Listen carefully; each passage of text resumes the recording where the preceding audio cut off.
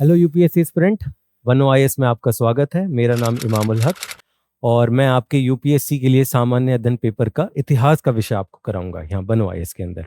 तो पहले हम सिलेबस देख लेते हैं। वनो आईएएस में जो हिस्ट्री का हम सिलेबस कवर कराएंगे उसमें क्या क्या विषय होगा। तो विषय एक इतिहास का देखते हैं। सामान्य अध्ययन पेपर एक के लिए करेंगे हम, उसमें प्रारंभिक विषय भी करेंगे हम, प्रारंभिक और मुख्य परीक्षा दोनों के लिए कवर करेंगे। तो इसमें हम जो सिलेबस है उसको देख लेते हैं एक बार, एक जनरल ऊपर से क्या क्या चीजें हैं। प्राचीन काल हम कवर करेंगे, जिसमें हम पाषाण काल करेंगे, पाषाण काल, गुप्ता काल करेंगे, वैदिक काल करेंगे।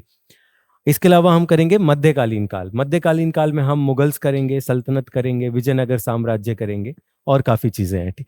उसके बाद हम करेंगे आधुनिक भारत। आधुनिक भारत बहुत जरूरी विषय है इतिहास के पेपर का, जिसमें मुख्य परीक्षा और जो प्रारंभिक परीक्षा है दोनों में ही काफी सवाल आते हैं। तो आधुनिक भारत में हम करेंगे स्वतंत्रता आंदोलन, कंपनी का राज, स्वतंत्रता आंदोलन, जो मुख्य व्यक्ति हैं जिन्होंने काफी अच्छा कार्य किया है स्वतंत्रता के लिए, भगत सिंह, महात्मा गांधी, उन सबको देखेंगे। फिर हम करेंगे संस्कृति, कला, सभ्यता, संगीत, ये सब करेंगे जो आर्ट एंड कल्चर का सिलेबस है। इसके बाद हम देखेंगे जो प्रारंभिक में नहीं आएगा, आपकी मुख्य परीक्षा में कवर होगा, तो उसके लिए हम करेंगे स्वतंत्रता के बाद की चीजें, जो भी बाद का इतिहास है भारत का, उसको देखेंगे। उसके अलावा हम देखेंगे विश्व इतिहास। तो विश्व इतिहास को हम अलग से मुख्य परीक्षा के लिए कवर करेंगे। जो हमारे केंद्र बिंदु होंगे बनवाइस की क्लास के अंदर, वो ये होंगे कि हमारा ज्यादा फोकस रहेगा उत्तर लेखन शैली के ऊपर, कि आपको उत्तर कैसे लिखना है, उत्तर में परिचय कैसे लिखना है, आपको निष्कर्ष कैसे निकालना होता है, कंक्लूजन कैसे निकालना होता है। इसके अलावा जो मेन डिमांड है कुछ प्रश्न की, उसको आप कैसे लिखेंगे, उसके ऊपर हम फोकस करेंगे। प्रारंभिक परीक्षा के लिए भी हम फोकस करेंगे, उसमें एनसीईआरटी को कैसे कवर करना है, नोट्स देंगे एनसीईआरटी को कैसे कवर करना है। जो भी पिछले वर्षों में जितने भी सवाल पूछे हैं यूपीएससी ने, पीवाईक्यूज, उनको देखेंगे कैसे सॉर्ट आउट कर सकते हैं, कौन कौन से ट्रिक्स हैं वो लगा सकते हैं। इसके अलावा हम देखेंगे कि जो आपकी मुख्य परीक्षा में, उसमें आपके जो मार्क्स हैं वो बड़े बड़े, अगर जनरल जो लोग हैं वो 10 में से 5 ले रहे हैं, तो हम कोशिश करेंगे कि 10 में से 6 मिले। वो कैसे मिलता है, अगर कुछ आप वैल्यू एडिशन करेंगे। वैल्यू एडिशन होगा इतिहास में चित्र और मानचित्र वगैरह यूज करके। चित्र और मानचित्र कैसे यूज करेंगे हम क्लास के अंदर देखेंगे, अभी छोटा सा उसका एग्जाम्पल भी देखेंगे, उदाहरण। उत्तर लेखन शैली में ये सारा होगा। एनसीईआरटीज में कैसे कवर करना होता है उसके ऊपर स्पेशल सेशंस लेंगे हम आपके। ठीक है, तो ये हमारा पूरा पूरा निष्कर्ष है कि हम इतिहास के पेपर को कैसे कवर करेंगे बनो आईएएस में। तो एक छोटा सा टॉपिक देख लेते हैं, जो कि पीवाईक्यू है, पहले से ही यूपीएससी ने इसको पिछले वर्षों में पूछा है। तो इतिहास निर्माण में भूगोल की भूमिका, ये प्रश्न था जो कि 10 मार्क का आया था और पहला ही क्वेश्चन था मुख्य परीक्षा का। तो इसमें एक बार देख लेते हैं। तो इतिहास निर्माण में भूगोल की भूमिका भूमिका भूगोल भी आप करेंगे यूपीएससी के लिए, सिविल सर्विस की तैयारी के लिए भूगोल भी आपको करना है। तो भूगोल में कुछ कुछ चीजें होती हैं, वो इतिहास को कैसे बनाती हैं, क्या भूमिका रखती हैं, तो उसमें देखेंगे। जैसे भूगोल में आप क्या पढ़ते हैं, पर्वत पढ़ेंगे, नदियां पढ़ेंगे, गिरिपथ पढ़ेंगे जिसको फुट हिल्स वो सब कहते हैं, पासेस पढ़ेंगे जिसको हम पहाड़ी दर्रे कहते हैं, जो आपको पता होगा, मैदानी क्षेत्र, उनका क्या भूमिका रहती है इतिहास निर्माण में, तो हम वो देखेंगे। तो इस तरीके के क्वेश्चन में आपको हमेशा क्या करना होता है, अगर भूगोल पूछा है तो मानचित्र बहुत जरूरी हो जाता है, कि आप मानचित्र बनाएं फिर बताएं कि इतिहास को कैसे बना रहा है भूगोल।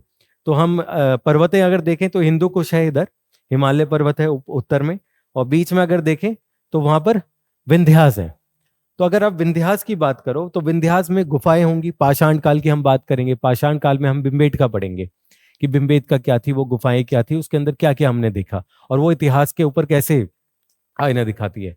तो गुफा में हम भीमबेटका को देखेंगे।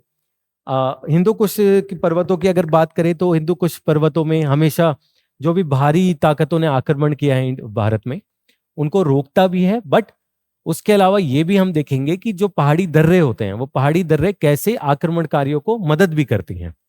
तो गोमल पास वगैरह होता है, तो वो सब हम देखेंगे पहाड़ी दर्रे। हिमालय पर्वत का बहुत जरूरी काम है भारतीय इतिहास में, बहुत ही। हिमालय पर्वत में अगर हम ऊपर से देखें तो ये एक अवरोध पैदा करता है, जो सर्द हवाएं आती हैं साइबेरिया की तरफ से, तो वो भारत में नहीं आ पाती हैं हिमालय पर्वतों की वजह से। तो यहाँ पर जो हमारा तापमान है भारत का, वो नॉर्मल रहता है, जिससे हम जिसकी वजह से हमारी भारत की आबादी भी अच्छी रहती है। साथ ही साथ हम नीचे से देखें तो मानसूनी हवाएं आती है नीचे। मानसून के बारे में आपने सुना होगा, जुलाई जून में स्टार्ट होता है, तो मानसून हवाएं आती है, तो यहाँ भी हिमालय पर्वत अवरोध पैदा करता है। तो अवरोध पैदा करने की वजह से यहाँ पर क्या होता है, ये अच्छी भूमिका निभाता है। अच्छी भूमिका कैसे, जो गंगा के मैदान है वहां पर खेती कृषि अच्छे से हो सकता है, तो कृषि में काफी उन्नति होगी। तो उसकी वजह से क्या है, गंगा के मैदान में काफी आबादी इकट्ठी होगी, मगध साम्राज्य भी यहीं बनेगा। इसके अलावा हम देखते हैं नीचे उत्तर पथ और दक्षिण पथ। उत्तर पथ जो भी गिरिपथ वाले जगह होती हैं, जो फुट हिल्स होती है, पहाड़ों के नीचे का जो एरिया होता है वो सपाट होता है। तो गिरिपथ वाली जगहों में क्या होगा, उत्तर पथ और दक्षिण पथ बनेगा भारतीय इतिहास में। उससे क्या होगा, जो वाणिज्य है, जो वाणिज्य है वो सारी यहाँ पर चीजें होंगी, जो भी हमारा ट्रेड एंड कॉमर्स बोलते हैं वाणिज्य को, तो वो सब चीजें होंगी। इसके अलावा हम देखते हैं अगला टॉपिक कि नदियों की क्या भूमिका होती है। नदियां भी हमारी भूगोल का ही पार्ट है, तो नदियों की भूमिका इतिहास में कैसे होती है उसको देख लेते हैं एक बार। तो इधर आप देखेंगे, आपने फेमस इंदस नदी जिसको हम सिंधु भी कहते हैं, तो सिंधु नदी है। तो सिंधु नदी की वजह से क्या होगा, हड़प्पा सभ्यता यहाँ पर उत्पन्न होगी। हड़प्पा सभ्यता, इसको हम अच्छे से करेंगे प्रारंभिक और मुख्य परीक्षा दोनों के लिए। गंगा वाला एरिया अगर देखें आप, तो वहां पर मगध साम्राज्य बनेगा। मगध साम्राज्य बनेगा क्योंकि मगध की ताकत होगी, मगध की ताकत होगी कृषि के वजह से, कृषि ज्यादा होगा। और भी संसाधन होंगे वो आगे देखेंगे हम। तो मगध साम्राज्य यहाँ बनेगा। नीचे अगर देखें हम तो मध्यकालीन भारत में हम विजयनगर साम्राज्य के बारे में पढ़ेंगे। विजयनगर, कृष्ण देव राय के बारे में आपने सुना होगा, तो वो सब देखेंगे। विजयनगर साम्राज्य तुंगभद्र नदी के पास उत्पन्न होगा। तो वो क्यों होगा, उसमें भूगोल का खास विशेषताएं हैं यहाँ पर। तो इसके बाद आगे देखते हैं हम खनिज संसाधन। खनिज जो भी मिनरल रिसोर्सेज होते हैं, तो खनिज संसाधन कैसे इतिहास में मदद करता है, इतिहास को बनाने में। तो अगर दोबारा हम मगध साम्राज्य को अगर देखें, वहां हमने नदी के बारे में जिक्र किया था, यहाँ पर हम मगध साम्राज्य दूसरे रिसोर्सेज के बारे में, दूसरे खनिजों के बारे में बात करेंगे। जैसे कि लोहा जो है, वो छोटा नागपुर के बारे में आपने सुना होगा, तो छोटा नागपुर में लोहा काफी मिलता है। तो उस लोहा को इस्तेमाल करके मगध एक ताकतवर सेना को बनाएगा, और जिससे मगध साम्राज्य विशाल रूप लेगा काफी। ठीक है। उसके बाद जहां पर जो राजस्थान वाला इलाका है, आज का जो राजस्थान वाला इलाका है, वहां पर क्या होगा, खनिज संसाधन, कृषि, इन सब की कमियां होगी।